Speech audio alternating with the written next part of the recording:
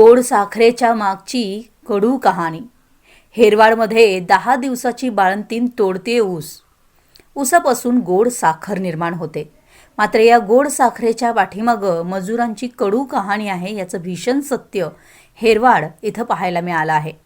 आपल्या बाळाच्या भविष्यासाठी आणि कुटुंबासाठी हातात कोयता घेऊन अवघ्या 10 दिवसाची बाळंतीण चक्क ऊस तोडून आपल्या कुटुंबाचा उदरनिर्वाह करते आहे।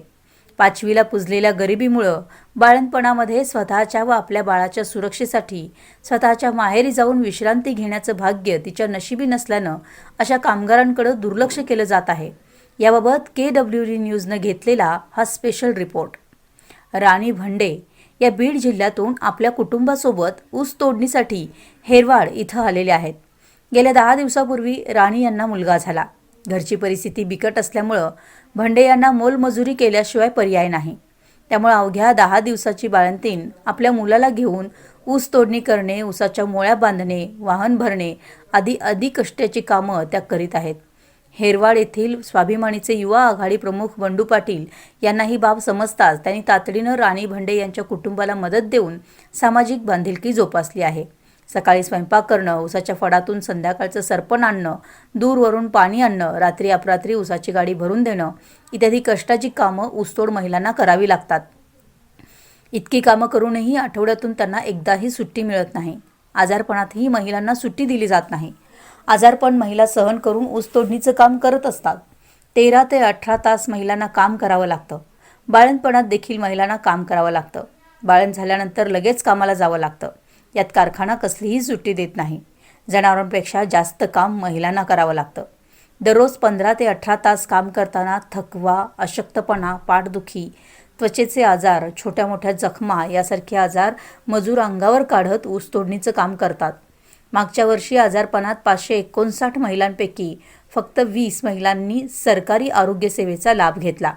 ऊस तोडणी कामगार महिलांपैकी 36% महिलांची बाळंतपणं राहत्या गावी तर 22% महिलांची बाळंतपणं ऊस तोडणीच्या ठिकाणी झाली।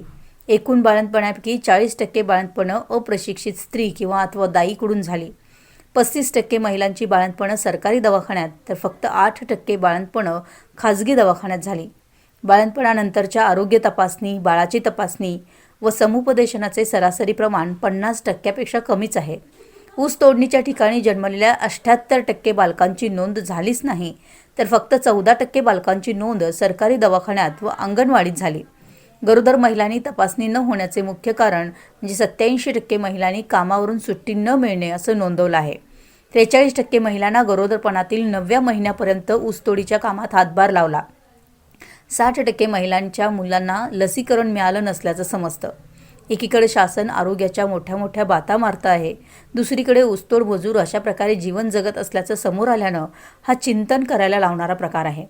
मजुरांच्या नावे जे पुढारी राजकारण करतात त्यांना हे वास्तव का दिसत नाही की जाणीवपूर्वक मजुरांच्या प्रश्नाकडे दुर्लक्ष केलं जातं। राज्यात जवळपास 12 लाखापेक्षा जास्त मजूर 6 ते 7 महिने ऊसाच्या फडात राबतात। त्यांना इतकं राबूनही अग्निदिव्यातून जावं लागतं।